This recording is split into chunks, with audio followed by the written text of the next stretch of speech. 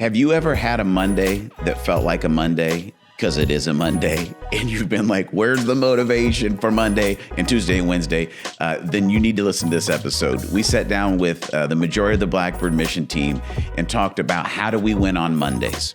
How do we structure our meetings? How do we lean into the gifts and abilities of our team to make sure we're being efficient and effective? And I think you're going to have some really cool takeaways from this because guess what? Monday comes every week, whether you're ready or not. And this episode is about how do you win on a Monday. Created on purpose and for purpose. Hey, welcome back to the Daron Earlewine podcast. Stoked for the episode today because I've invited producer Coop. Hey. And PJ. Hey, how's it going? Into the mix today. And we're going to try a three-way conversation. I love the conversation that you and I had. So we start talking about this and let's keep expanding this. And one thing that I love is our Blackbird Mission team, which is the three of us, plus my wife, Julie, and the addition of a new discipleship resource coordinator. What? Well, more on that throughout the year. But anyway, I love working with you guys. The combination of us four, I feel like is one of, if not the greatest team I've ever been a chance to be a part of. I love your guys' wisdom, your insight, the way that you follow Jesus. And I think our podcast community would glean a lot through some conversations we would have. And really, this episode is going to be about some of the real-time things we've learned working as a team. And kind of we talk a lot about you've been created on purpose and for a purpose, right? And what I want to do in this episode is talk about how as we've discovered that and begin to lean in and leverage the different gifts, abilities, roles that we have as individuals, how it has helped our team level up. And specifically, this episode is going to be called Bringing Meaning to Your Mondays. Monday, like the day Monday. Monday. Like somebody might have a case of the Mondays. You could, but we're going to literally talk about the 24-hour period Of Monday. Got Okay. it. Right? The first day of the work week. Okay. Okay. Tracking. Talking about Monday. Monday. Not about Tuesday. Not about Wednesday. Talking about Monday. Talking about Monday. Not the day I love, Friday. Talking about Monday. You know, my son Knox watched the episode of Ted Lasso when he does the whole Allen Iverson speak about practice. Practice. About practice. And Knox thinks it's funny because it's funny. And I'm like, Right. Knox, do you know why this is really funny? Yeah. He's like, why? I'm like, you know what Allen Iverson is? He's like, yeah, I think so. I'm like, Oh, boy. push pause. Oh, boy. Let's go I watch was this. like, get your phone. I was like, go on YouTube, search Allen Iverson practice. So anyway, back to the Monday. So Mondays are the first day of the work week. Usually difficult. I know some people have talked about the Sunday scaries, I think they call it. Right? Where they start realizing the weekend's over. Yep. Oh crap, I got to go back I've to never work. heard it called that, but yeah, I hear that. I have feel them. that. I have them often. I have them often. But here's what I found. And I think this comes with age and maturity. I have found that Mondays are unbelievably important to have a great week. And we have our staff meetings on Mondays. Yeah. And 10 o'clock. 10 o'clock. Don't call us. Don't text us. We're in a meeting. We're in a meeting. And the first thing I want to bring out of this is strategically, we don't start Mondays, our meetings until 10. Right. Years ago, one of the guys that was on staff with me, like I used to be like, we got to get up, we got to get after it on Monday, 8 a.m. staff meeting. I hate 8 a.m. staff meeting. We do too. You were the one that was pushing for the 8 a.m. or he was? I was. You were. And he was like, bro, what are you trying to prove, And I remember it was actually a really meaningful conversation. He said, dude, I don't know what the deal is. And he was actually in the band with me, great friend. And he said, dude, I'm watching you. And he said, I feel like you wake up every day and it's like, you act like you have like a gun in the back of your head. Like you got to do something. You got to slay the dragon every day. You got to do something great. And what it was feeling like a not enough, feeling like a fake leader, and thinking like, I'm going to prove myself by like, I outwork everybody or something. And I had to get honest and be like, I don't like Monday mornings and I don't want them to start at 8. Flash Garfield on the screen right now. Yeah. I hate Mondays. But my thing was, you know what I want? Like, because still, even now, about twice a month, I still preach. So I'm working on Sundays. And for me, I'm like, Monday morning, I want to wake up I want to, I'll wake up 6, 7, whatever time, 6 or 7. Oh boy. Dude, it's We now didn't even try for that Oh, one. It just boy. fell right in. Dang it. Well, it's been a good episode, It's been a good everybody. episode. Thank you for Appreciate joining it. If us. you have any questions, email me, Daron. and I want to start my day with a cup of coffee. I want to read, pray, journal in my chair, in my office. Then I want to go work out, take a shower. Then I'm ready. And I don't want to do anything till 10. And it came to like I thought that, and then actually where we get to office and have now for almost a decade is with one of our chairman of our board has always provided a space in his businesses. And I remember years ago, I'm realizing I would get, somewhere early and he starts most his Mondays, a lot of times every day at 10. And I was like, he's wildly successful. I guess it's not some indictment if you don't want to start till, 10 on a Monday. And if you're fortunate enough to run your own business, your own company, your own ministry, whatever, you make your own rules. Right. So anyway, we don't start till 10. And I love that. But when I lead our organization, I'm president and founder of Blackbird Mission, president and founder of Road Collective. And for a lot of times, in most of the times in all of my careers, I've been the point person. There's an assumption sometimes that the point person needs to run the meetings. I suck at running meetings. I'm terrible at them. And notice that the two people that have been in meetings with me for over a decade are not disagreeing. I haven't been with you. I'm not cutting in at this point. And chiming in and be like, no, Daron, it's okay. You've got lots of gifts and abilities. I was trying to think so I what have I been working with you now for 3 years almost? I don't know that I've ever actually been in a meeting that you've run. Because when I came in, Julie was running the meetings. Yeah. And then I think Coop ran some of the discussion Listen, meetings. by the time you got here, dude, we had tried all the ways of getting him to run the meetings. And we said, okay, somebody else has got to run this thing. Correct. So you were a part of that process of seeing that reality. So I don't know that I actually have anything to say about you running a meeting. Well, I'd given up at that point. Because I don't write things I've gotten better, but I don't write things down. Terrible meetings we used to have. We would have discussions, make decisions on a Monday meeting. I'd forget to write them down. We'd get back to the next Monday and I would go so what do you guys think we should talk about today? Right. It was every Monday started over. Yeah. Okay. From scratch. That's a very good way of putting it. It's a Groundhog Day. Yeah. It was a very Groundhog Day thing. It totally was. And so began to feel momentum over letting other people that actually wrote things down and made lists and things, help. But it wasn't very long after you joined the team and started, coming into it. And you came and said, hey, we need some project management software, right? So you brought Asana, to us. And now we use that as a project management app. And dude, I genuinely look forward to every one of our Monday meetings because we have accomplished just in 2025, dude. You think about the list of things that we have, projects that we wanted to do, that we finished, that we stayed. I mean, maybe we missed, by a couple of weeks our due dates and stuff, but we got so much done last year, and there's no chance we get done with that if I'm in the captain's chair of doing that. When did you start to figure out, PJ, that was a gifting you had? I saw it as soon as you really joined the team. Was you need to be in charge of this. But when did you start to kind of figure out, this is I'm really good at this? I don't know that I would even classify myself as really good at it. We talked on our last episode. You curate quotes. I think I curate concepts as part of what I do, and so. Somebody said to me, goodness, probably 15 years ago when I was working for a church, hey, you'd be better getting things done and staying on top of stuff with your creative brain if you just put it in a list. But I hate lists. My wife is a 5 and she loves to check things off lists. And I hate writing the list down. So he's like, well, you're on your phone all the time. You got a computer in front of you all the time. Use something digital. Try Asana. It's free. And so I started putting that stuff in churches, in the church I was working at the time.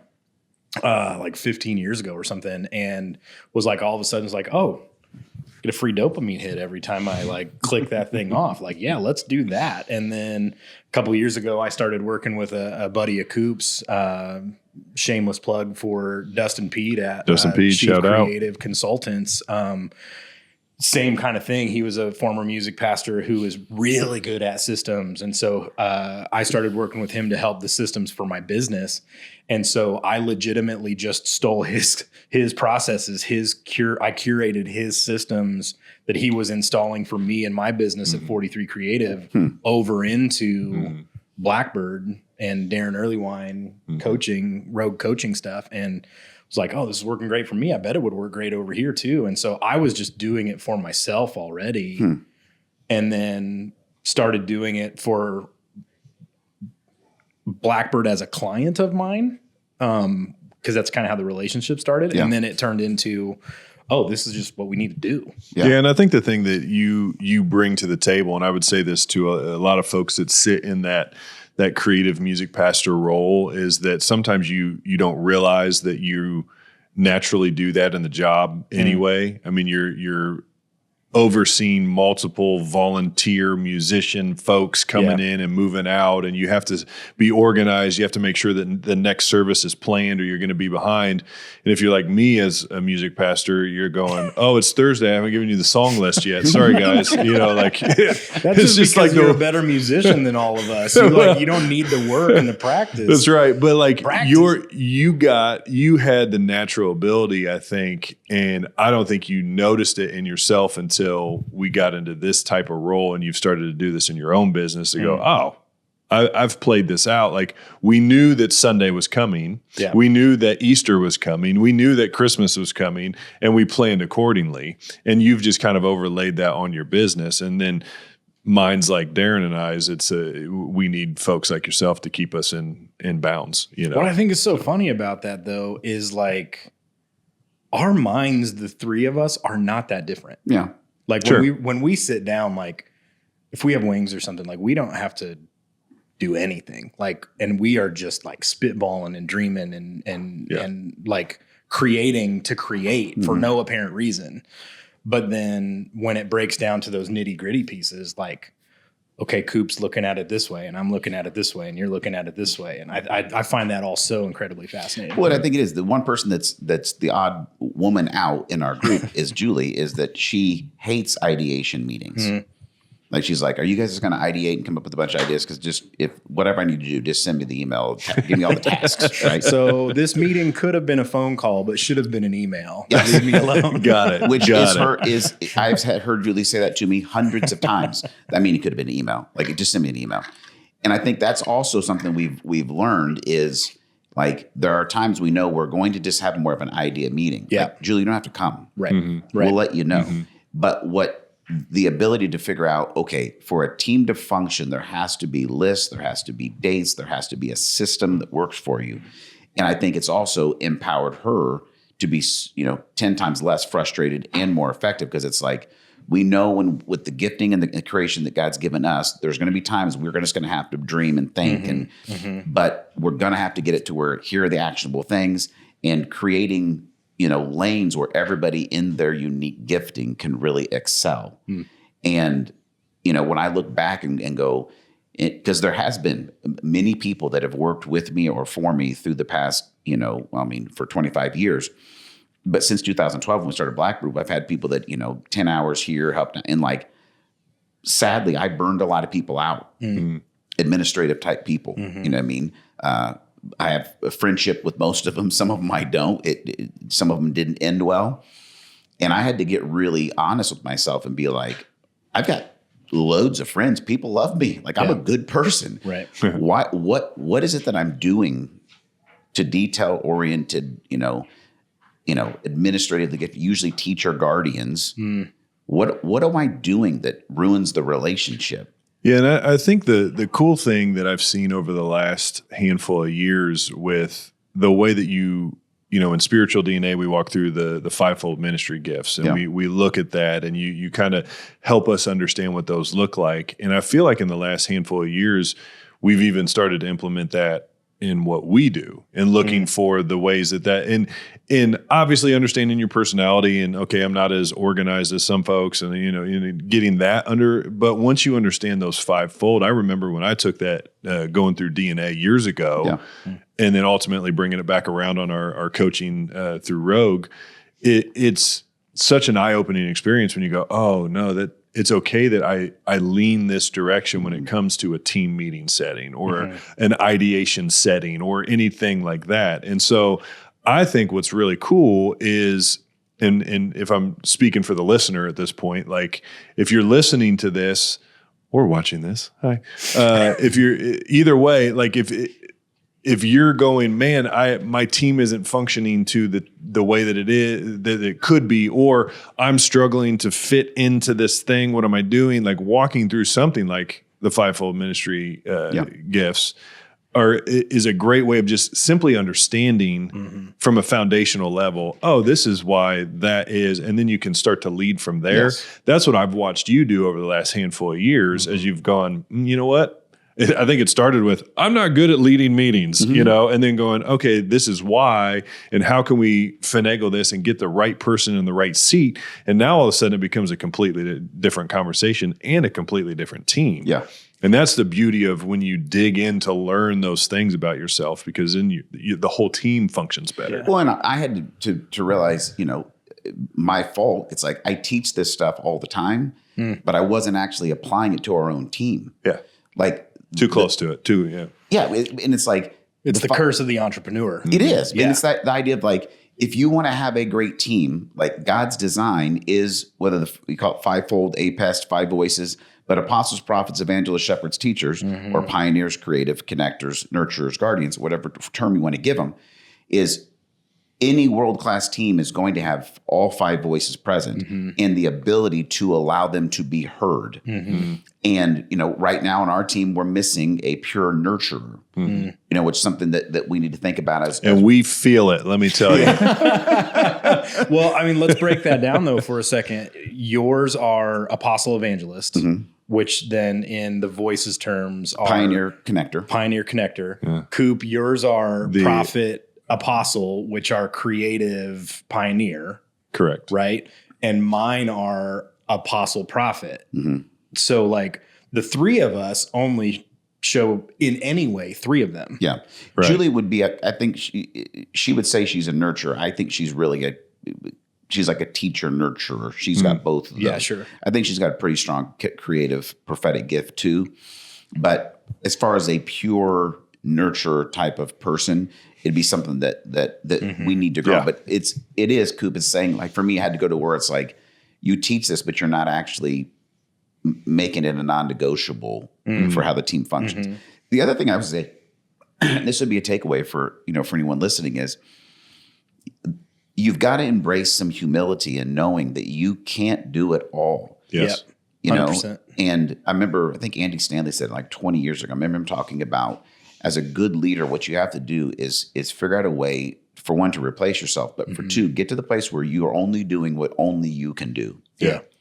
Yeah. And I think, if you're in the captain's chair of something, pride can tell you like, you need to be good at everything and you need to be the one doing the stuff. And it's like, man, not if it's not how God created you, because you're going to frustrate yourself. You're going to frustrate everybody around you, and it's not going to work, So that's huge in the team. I want to go back, talk about one of the things I think is key for Mondays is, and this is something too that I'm realizing sometimes there are things that I have found that work really, really well for my life. And even if I'm discipling people or mentoring people, for some reason I'm still trying to figure out, like, why don't I call them to do the things that I find that are working for me? Like, it's like, I know sometimes I still think it's like, well, it's just for me, whatever. But I have found over the past 15 years that mind, body, spirit, everything, like when Jesus says we need to love him with our heart, soul, mind, and strength, is physical is so important. And what I have found is the most difficult workout of my week is Monday mornings. The most important workout of my week is Monday mornings. Wow. There have been so many Mondays. I have my coffee. I'm sitting there. I'm just relaxed. And I'm like, the last thing I want to do is go put on some workout clothes and walk down to my little basement gym and go after it. Like I have to motivate and talk myself into going and working out Monday mornings every freaking week, every week.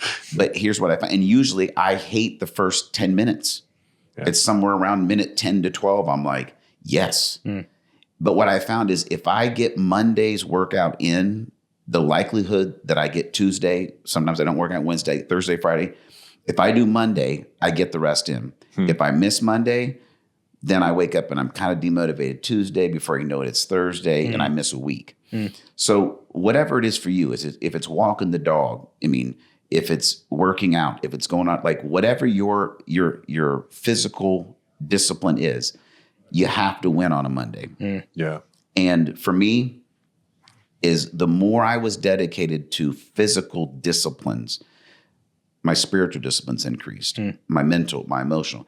I think it is a missing element in so many people's life of like, I just need to work out. So I'm, and there's some vanity to it. Let's be honest, right? Sure.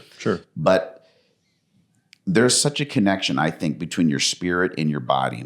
And so much of, I think, self-discipline, which is a fruit of the spirit, finds its root in self-denial. If you want to grow in self-discipline, you have to grow in self-denial. And that's telling your body what it's going to do, right? You are going to walk down the stairs. You are going to work out this morning. You're going to get that in. And it has made such a difference for me. If I can win on a Monday, I can win the rest of the week. I don't know. Hey, sorry for the interruption here in the podcast, but I wanted to take this moment to invite you into something. If you've ever been in a place in your life where you've just felt stuck, you felt like maybe you're just spinning your wheels. You've been thinking, then there's got to be more for me. I listen to the podcast all the time, and I hear Daron talk about on purpose and for purpose. I have to discover my purpose. Well, that feeling is right. You do need to, and I want to help you. I want to help be a guide for you to step into who God's created you to be. And that's the purpose in the design of what we do with Rogue Collective Coaching. So if you're curious or listen, I'm not curious. I know it's time for me to take action. Here's your call to action.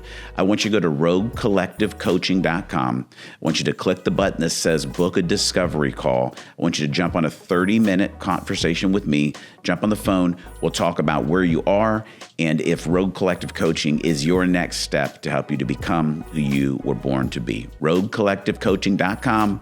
Book a discovery call. I can't wait to chat with you. Let's get back to the episode. All right, now, I heard you say physical disciplines even before some of your spiritual disciplines, which is funny because I would think it would be the opposite. Yeah, I would think I find it the other way. My spiritual disciplines will allow me to do everything else. Yeah. So unpack that a little bit of why you think that's the way. I don't know if it's part of my spiritual DNA. I mean, being a 7, like this core sin of a 7 is gluttony, right? More is better is my motto of life, which is not right.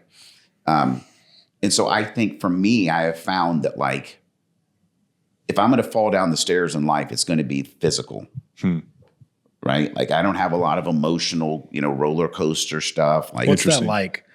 Not having that, like as a 4, like as a 4 in the Enneagram. Talking that through for me. Like, let's have a counseling. I'm just kidding. But yeah, it's true. It like, and I don't know. Like there are times when I'm like people that are like really in their feels and stuff. I'm like, I could use a little more of that for sure. So it may be different. That's so you're thinking that is for you, is what you're saying, that you've learned that if the physical discipline is there, some of the others kind of naturally fall in place. Yes, but I would say the non-negotiable is everyone needs to have the physical. Whether it's the initiator and the catalyst, it may come second or third for you, but it is a non-negotiable. But even chronologically in your day, it's not the first thing. Correct. I start with the spiritual. So to a degree, Coop, I mean, he's starting with the spiritual. Like so.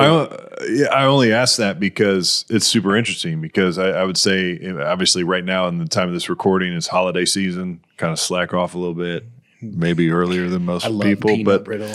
Angie made peanut brittle last week, and it's just like, I'm so My mom made gingerbread cookies the other day. I smashed 3 of them before I went to bed last night. So obviously I know that about myself, but also as an Enneagram 9, I know the sloth kind of thing comes in, and if I fall off, I fall down the stairs, to use your analogy, right? And I always find myself coming back around, and I go, okay, should I start the morning with prayer? Should I start the morning with a workout? Is it bad to start with a workout instead of prayer? Like, do I splash water on my face? I've tried to find those. So it was super interesting to hear you say that's the one that needs, not necessarily first in your day, as we've just pointed out, but you said that has to be the thing on the calendar that makes it, and then everything else kind of falls into place. And that's just interesting. Yeah. It's interesting. And I would say something too that is, I think it applies to Mondays, but it also, I think, applies to the health of a team. One thing that I've started to realize, and it kind of comes that cue to my brain, Coop, when you talked about like when you fall off, right? Here's something that I know about myself, and we're trying to make this a little bit more of a reality in 2026 of and it comes back to this idea of rest and work, of trying to plan some of our rest in the year. We structured November, to try to have a little less on your plate for December, Coop, right? Yeah. And to set up and looking at the year and going, where are there going to be seasons where I have to be, and I'm going to be highly intentional and effective, and where am I going to give myself grace in that? Yeah. Because what I've realized, and I'm curating this from somebody else, is this, I think it was Bill Hybels maybe, or somebody, talked about what he called a 6x6, which was doing 6-week sprints of efficiency with 6 things. These are the 6 things that I can give the majority of my time to for the next 6 weeks. And what I've discovered in my life is I can be uber disciplined usually for about 6 weeks. Then there's going to need to be a little bit of grace in that. And I think knowing that balance of I'm going to be really driven, I'm going to be really focused, but I'm not going to, I'm not a marathon runner, right? Yeah. And there's going to be grace to it. Like knowing coming into it, I was like, from Thanksgiving to Christmas is probably not going to be the most disciplined, physical. Everything gets crazy, but getting into that and knowing, okay, that's probably true for me. That's going to be true for our team, right? And we're going to try to schedule around that, right? But we didn't stop our Mondays. Right. We utilized those to make sure we knew where do we need to have, that space, where we need to have that grace. And so I think that's a part of it too, of beginning to understand that, of like the discipline is key. There's got to be grace with it, but you need to structure it where it's in sprints that you can win with him. Yeah. I think that's also something to talk about though, with what we're doing with Four Noble Quests module, with the coaching, towards the end of that, we're putting together action plans, right? And like, what's your thing? What's your running after? So to take it bigger than just a Monday morning or a Monday day picture, when you set a goal, you have to be willing to give yourself grace too. Not like set the goal and know I'm going to fail, so I'm just not even going to do it. That's not what we're talking about. Correct. Every 3 listening to this right now is like, what the crap is he saying? But like giving yourself the grace of saying, I'm gonna exercise 5 days a week, 7 days a week. Well, dude, that's a lot. Right. Are you really going to be able to do that? Let's set a realistic goal for all those things. I'm going to read my Bible 7 days a week. My son is so good at it. Like he had like a 647 day streak or something, and was so mad when he missed it and broke it up. And I'm like, dude, you did 2 years. Like you're fine, dude. Like, but so many people can't stick on something like that, right? And so giving yourself that grace to set a goal and be realistic about it, I think is also really key to that point. Well, one thing I think I curated this from Brian Johnson in his book, Arate. He talks about 1% improvement. And it's what I've been using with all the activation plans with the rogue coaching, is because people come in at the end of what it is the end of the module you have to come up with, and at the end of every one of our coaching modules, I tell people, look, hope's not a plan. You just learned a bunch of stuff, and right now you're real hopeful that it's going to make a difference. It's not, okay, unless you have a plan and it's written down, which comes back to our win on the Mondays at the meetings is everything's written down. You don't like lists, but we have every project that we're doing, and then underneath within the project there are action items. Right. I mean, so it's not a hope, it's a plan, and it's written down. But it's a part where you're looking for what's realistic in the next 3 to 6 months, 3 to 6 weeks. That's 1% in improvement, because we have to feel like we're winning. It's a dopamine hit, right? And it is like, man, I really want to grow spiritually. I'm going to read the Bible 7 days a week. No, you're not. Okay. Your son did, right? Yeah, he's amazing. But it's like most of us, you know, whether it's working out, reading the Bible, whatever, we miss Monday. Screw it. I'm done. Yeah. But if you come in and you go, I'm not doing it at all, whatever it is. Yeah. Okay. If I did it 2 times next week, would it be a 1% or maybe a 2% improvement? Yes, it would. Yeah. Okay. My goal, I'm writing it down. I'm going to work out. I'm going to read my Bible. I'm going to something 2 times in the next, a week. Well, you got a lot of grace built into that. You know what I mean? You get 2, and then that next week you go, I did it. Yeah. Right. And you just got 1% improvement. I saw a thing a couple weeks ago that a guy was like, I've been training for this marathon, and I gave myself the goal to run every day, but every day that I miss, I add an extra mile to how far I have to run. Yeah. Holy cow. So next Wednesday, I'm supposed to run for 3 months. That's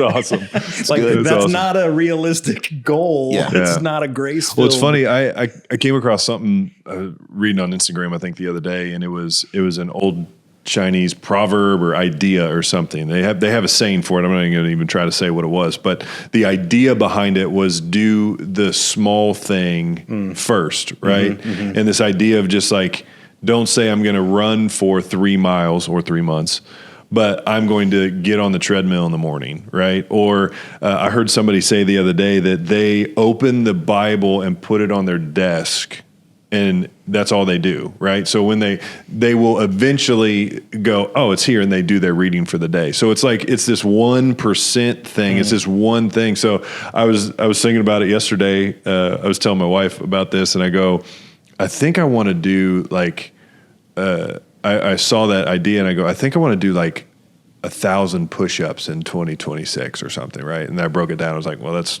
only a couple a day kind of thing. And I was like, oh, that's doable, right? Like if you forget to do it, you drop down and do 1 or 3. Right. Well, are you going to really stop at 3 once you've done that? No, you'll probably go to 10. Yeah. Right. And then 10 will turn into 20. And so I think that's the idea of what you're saying is what are those little things, that 1% thing that, oh, I'm not going to go work out for the hour, but I'm going to go walk for 10 minutes. Well, then 10 minutes is going to turn into 20 that turns into that mile that you want to do or whatever. Yeah. And that's there's also a piece of like, what are you doing to set yourself up for the win in your planning, right? So like you're talking about the guy's opening his Bible so that he's setting himself up for a win the next morning. Is that your shutdown routine from the day before? Right. Like Friday night, if you're working in an office, but you want to have your quiet time at work, do you put your Bible on your desk as you're leaving on Friday as your shutdown routine for the week, so that then Monday morning, that's the first thing that's there? Yeah. Or, we all also have the opportunities to work in our houses. Like, so do I open my Bible on my desk on Sunday night, if that's when you're doing your week planning, or Friday, whatever? Like, set yourself up for the win when you're in a good flow. Yeah. Yes. So I think, to land the plane, you notice that as we've talked about a lot of different issues, we've come back to whether it's our Enneagram type or it's our, our leadership voice. That's why it's so important to know who God's created you to be. 100%. Know why you do what you do. Know 100%. What you do best. So for us, why are we winning on Mondays and having some of the most, efficient and effective, seasons in Blackbird and Rogue? You're welcome. Yes, because PJ, right? Because as a team, we all know the answers to life's 4 core questions. Right. And we've actually started to implement them and make them be a part of our team. Then you go into your own personal life. How do you win personally on your Mondays? Well, do I need to be spiritual first, physical first? And then in all of those things, setting your life up to win. Write the things down, have some goals. But then, as I would put ranch on anything with marinara, right? you drizzle grace all over that process, right? How am I going to actually get to the finish line of this with a ton of grace? I'm not going to be perfect in it. I'm going to fail in the process. Failure means learning, and I'm going to continue to grow in that. And we're going to continue to do that as a team, right? Yeah. But just short episode to hopefully encourage you is when on Monday, right? And don't see it as the worst day. See it as this great opportunity that you can step into it. Structure it the way you want it to go. Get the right people in the right places on the bus, and go after it. Because what's cool is I do think there was a season, right, where we were seeing 1%. I think maybe we have continued to just see 1% improvements, but then we can look back over 365 days. It's amazing, and you go, wow, we've got some compounding interest now, right? Yeah. There's some momentum here, and we're building on it now. Mm-hmm. So hope that's encouraging to you. If you have any questions, please hit me up, Daron at DaronEarlewine.com. And hope this was informative and helpful in a real practical, spiritual, physical, mental, emotional way.